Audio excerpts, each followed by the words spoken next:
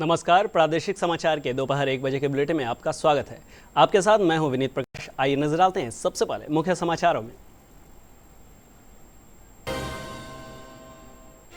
प्रधानमंत्री नरेंद्र मोदी ने आज वाराणसी में 3,880 करोड़ रुपए के 44 योजनाओं का किया लोकार्पण और उद्घाटन।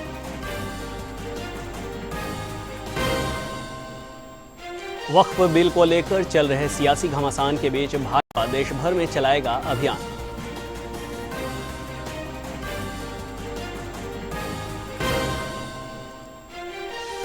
मुख्यमंत्री नीतीश कुमार ने जेपी गंगा पथ पर दीघा से दीदारगंज तक की सड़क का किया लोकार्पण।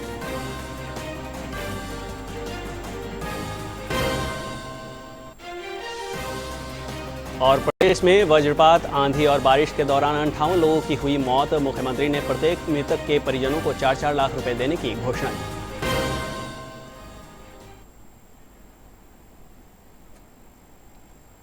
और अब खबरें विस्तार से। प्रधानमंत्री नरेंद्र मोदी ने आज वाराणसी में 3,880 करोड़ रुपए की 44 योजनाओं का लोकार्पण और उद्घाटन किया। इस अवसर पर उन्होंने कहा कि पूर्वांचल के सभी क्षेत्रों में तेजी से विकास हो रहा है। उन्होंने कहा कि भारत दुनिया में दूध उत्पादन के क्षेत्र में तेजी से विकास कर रहा है।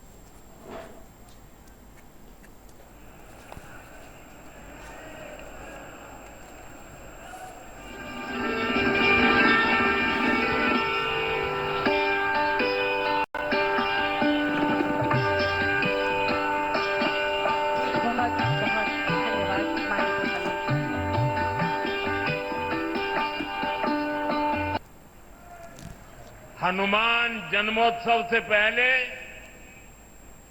काशी की जनता आज विकास का उत्सव मनाने यहां इकट्ठी हुई है। साथियों, पिछले 10 वर्षों में बनारस के विकास ने एक नई गति पकड़ी है। काशी ने आधुनिक समय को साधा है, विरासत को संजोया है और भविष्य को उज्जवल बनाने की दिशा में मजबूत कदम रखे हैं। आज काशी सिर्फ पुरातन नहीं, मेरी काशी प्रगतिशील भी है। कुछ देर पहले काशी और पूर्वांचल के अनेक हिस्सों में जुड़ी ढेर सारी परियोजनाओं का लोकार्पण और शिलान्यास हुआ है। कनेक्टिविटी को मजबूती देने वाले अनेक इंफ्रास्ट्रक्चर प्रोजेक्ट्स गांव-गांव, घर-घर तक नल से जल पहुंचाने का अभियान,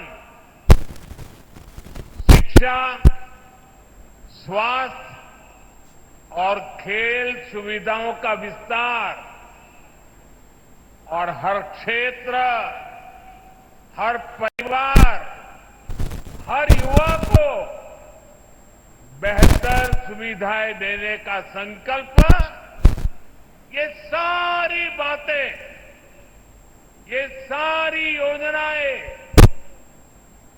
पूर्वांचल को विकसित पूर्वांचल बनाने की दिशा में मील का पत्थर बनने वाली है। वक्फ बिल को लेकर चल रही सियासी घमासान के बीच भाजपा देश भर में अभियान चलाएगी। कांग्रेस के आरोप को काउंटर करने के लिए भाजपा प्रदेश और जिला स्तर पर समितियां बनाएगी। ये कमेटी प्रदेश भर में वक्फ बिल को लेकर कांग्रेस की ओर से फैलाई जा रही भ्रांतियां दूर करेगी।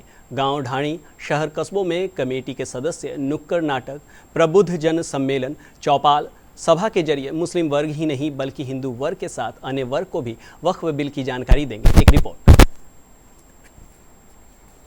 देश भर में इस विधेयक से संबंधित जानकारी और जागरूकता को जन जन तक पहुंचाने के लिए एक नई पहल की है। भारतीय जनता पार्टी अब देशव्यापी जन जागरूकता अभियान चलाने जा रही है। अभियान के तहत भाजपा समाज के सभी वर्गों तक वक्फ संशोधन और मुस्लिम वक्फ निरसन विधेयकों की जानकारी पहुंचाएगी। इसके लिए भाजपा ने 5 सूत्रीय योजना तैयार की है।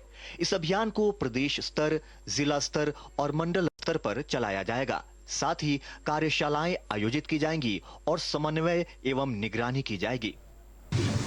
सभी सांसद और विधायक अपने क्षेत्र में कम से कम एक संवाद कार्यक्रम करेंगे।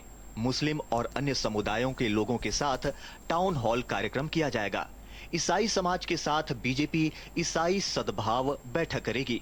वहीं महिला नेताओं के साथ विशेष महिला टाउन हॉल राज्य की राजधानी में किया जाएगा। सभी जिलों में प्रमुख नागरिक संवाद, जिसमें मुस्लिम समुदाय के प्रभावशाली लोग शामिल होंगे, प्रेस कॉन्फ्रेंस और प्रेजेंटेशन, मुस्लिम समाज के लोगों के साथ संवाद बैठकें होंगी। महत्वपूर्ण स्थानों पर घर घर प्रचार अभियान चलाया जाएगा। हर मंडल में महिला संवाद और मुस्लिम महिला संपर्क अभियान चलाया जाएगा। हर जिले में ग्राफिक्स, वीडियो संदेश और वॉक्स पॉप वीडियो के साथ डिजिटल प्रचार अभियान चलाया जाएगा। बीजेपी राज्य स्तरीय कार्यशालाएं 15 से 17 अप्रैल 2025 के बीच चलाएगी। जिला स्तरीय कार्यशालाएं 18 और 19 अप्रैल को आयोजित की जाएंगी। बीजेपी इस अभियान के जरिए न केवल विधेयक की जानकारी देगी, बल्कि समाज के सभी वर्गों से संवाद कर सामाजिक समरसता और पारदर्शिता को बढ़ावा देने का प्रयास करेगी। राष्ट्रीय महासचिव डॉक्टर राधा मोहन दास अग्रवाल के नेतृत्व में गठित टीम अभियान की निगरानी करेगी। इस टीम में पार्टी सचिव अनिल एंटनी, डॉक्टर अरविंद मेनन और अल्पसंख्यक मोर्चा के राष्ट्रीय अध्यक्ष श्री जमाल सिद्दीकी शामिल हैं। वहीं मुस्लिम महिला पर्सनल लॉ बोर्ड की अध्यक्ष शाइस्ता अंबर को नए अधिनियम से महिलाओं की सूरत बदलने की उम्मीद है। वहीं अखिल भारतीय मुस्लिम जमात के राष्ट्रीय अध्यक्ष मौलाना शहाबुद्दीन रजवी बरेलवी ने वक्फ संशोधन कानून की तारीफ करते हुए इसे मुसलमानों के हित में बताया है। वक्फ की ज़मीन से हम समझते हैं कि बहुत बड़ा एक इनकलाब आ सकता है और सकारात्मक काम होगा और महिलाओं को जो तलाकशुदा हैं या बेवा हैं, विधवा हैं, अनाथ हैं लोग, उनको एक छत मिलेगी। जिस मकसद के लिए हमारे बुजुर्गों ने वक्फ की थी, उस वाकिफ की मंशा के मुताबिक काम होगा।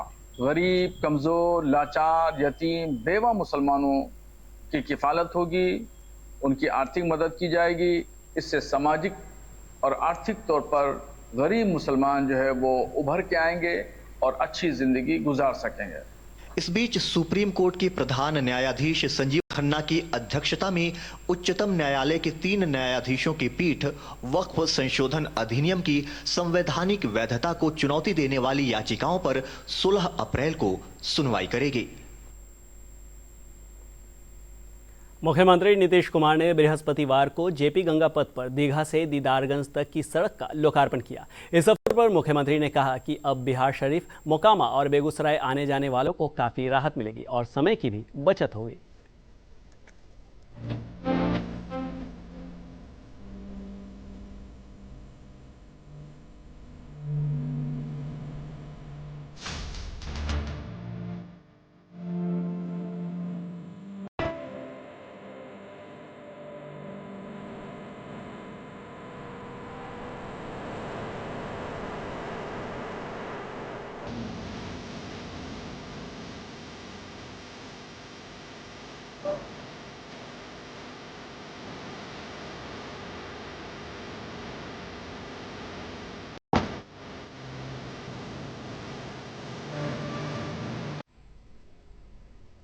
भारत में जापान के राजदूत ओनो केइची ने बोधगया स्थित महाबोधि मंदिर में पूजा अर्चना की। उनके साथ 10 सदस्यीय शिष्टमंडल भी महाबोधि मंदिर का भ्रमण किया। इस अवसर पर महाबोधि मंदिर की ओर से उन्हें अंग वस्त्र भी प्रदान किया गया। यह जापानी राजदूत की यादगार यात्रा है। भगवान बुद्ध के विश्व शांति का संदेश भारत और जापान के बीच एक सेतु का काम करता है।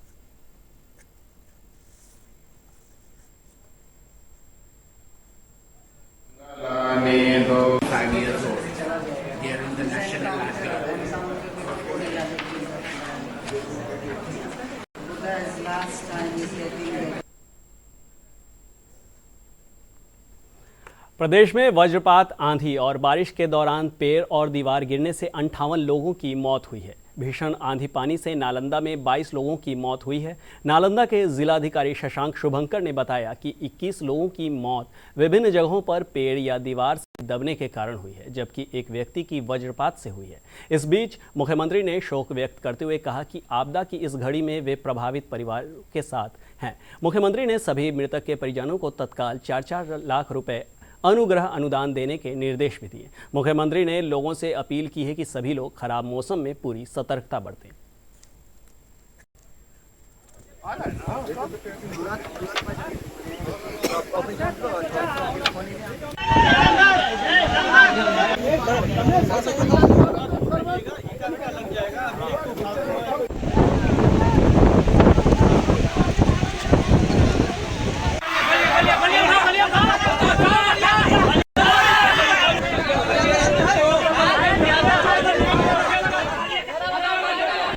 लोगों की मृत्यु हुई है, जिसमें 21 लोगों की मृत्यु आंधी के कारण हुई है, कहीं दीवार गिरने से, कहीं पेड़ गिरने से, और एक व्यक्ति की मृत्यु वज्रपात से हुई है। तो माननीय मुख्यमंत्री जी ने सभी को मुआवजा देने का तत्काल निर्देश दिया है और इसकी कार्रवाई भी शुरू कर दी गई है। सभी मृतकों को 4-4 लाख रुपए की जो अनुग्रह अनुदान होता है वो दिया जाएगा। इसके साथ ही जो गृह क्षति और फसल क्षति हुई है उसका आकलन कल हमारी टीम द्वारा कर लिया जाएगा और उसके बाद उसका भी मुआवजा दिया। और अब 3 मिनट में 10 खबरें। अमेरिकी राष्ट्रपति डोनाल्ड ट्रंप द्वारा चीन पर लगाया गया 125% टैरिफ कल से लागू हो गया। चीन और अमेरिका में बढ़ी तकरार।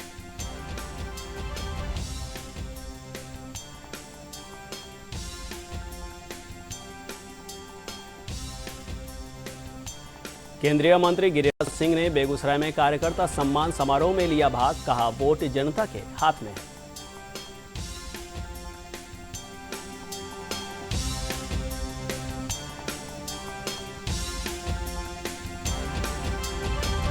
उप मुख्यमंत्री विजय कुमार सिन्हा ने कहा है कि राज्य के किसानों को बाजार समिति प्रांगणों की सुविधा शीघ्र उपलब्ध कराई जाएगी।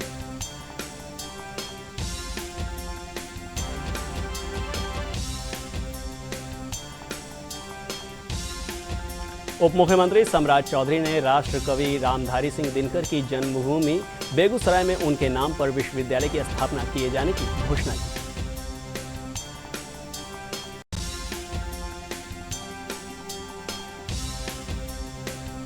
खेल मंत्री सुरेंद्र मेहता ने खगड़िया विधानसभा क्षेत्र के पार्टी कार्यकर्ताओं के सम्मेलन को किया संबोधित। कहा, भाजपा सिद्धांतों वाली पार्टी है।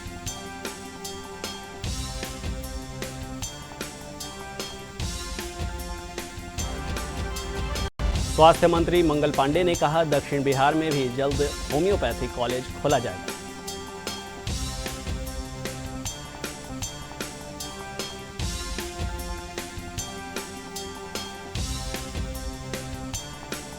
राज्य का पहला ठोस कचरा प्रबंधन क्लस्टर पटना के बैरिया में बनेगा। नगर विकास एवं आवास मंत्री जीवेश कुमार ने दी जानकारी।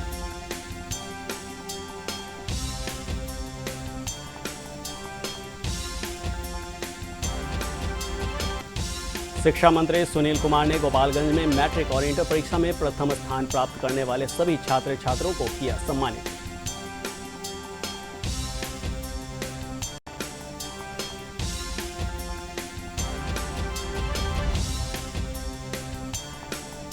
कटिहार रेल मंडल में कल से 3 दिवसीय रेल मेला का आयोजन होगा। डीआरएम सुरेंद्र कुमार ने मेले की तैयारियों का लिया जायजा।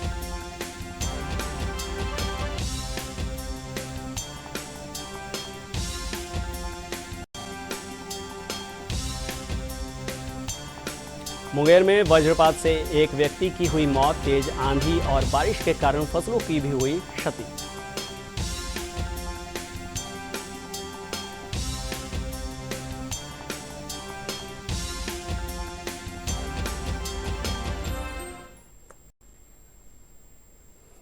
और अंत में मुख्य समाचार एक बार फिर। प्रधानमंत्री नरेंद्र मोदी ने आज वाराणसी में 3,880 करोड़ रुपए की 44 योजनाओं का किया लोकार्पण और उद्घाटन। वक्फ बिल को लेकर चल रहे सियासी घमासान के बीच भाजपा देश भर में चलाएगी अभियान।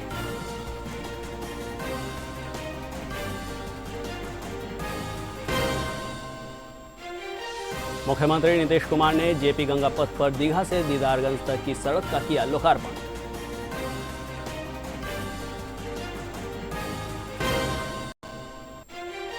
और प्रदेश में वज्रपात, आंधी और बारिश के दौरान 58 लोगों की हुई मौत। मुख्यमंत्री ने प्रत्येक मृतक के परिजनों को 4-4 लाख रुपए देने की घोषणा की।